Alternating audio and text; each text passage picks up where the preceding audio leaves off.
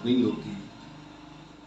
बिल्कुल तन्हा एक पानी होता है जो अल्लाह ताला ने नाज़िल फरमाया है।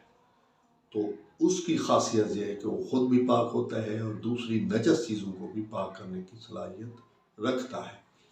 जबकि जो मुज़ाफ़ पानी है वो खुद पाक होता है लेकिन दूसरी चीज़ों को पाक करने की सलाहियत नहीं रखता। मुज़ाफ़ पानी क्या है? जैसे पानी में लीमू मिला दिया जाए, पानी में चीनी मिला दी जाए, पानी में दूध मिला दिया जाए, पानी में रूह अफ़ज़ा का शरबत मिला दिया जाए वगैरह वगैरह। तो ये चीज़ें अगर मिला दी जाए तो वो मुज़ाफ़ पानी बन जाएगा, मुतलक नहीं रहेगा। और इसके अलावा भी काफ़ी चीज़ें हैं। तो ये जो पानी मुज़ाफ़ है ये ख़ुद पाक है लेकिन दूसरी चीज़ों को पाक नहीं कर सकता।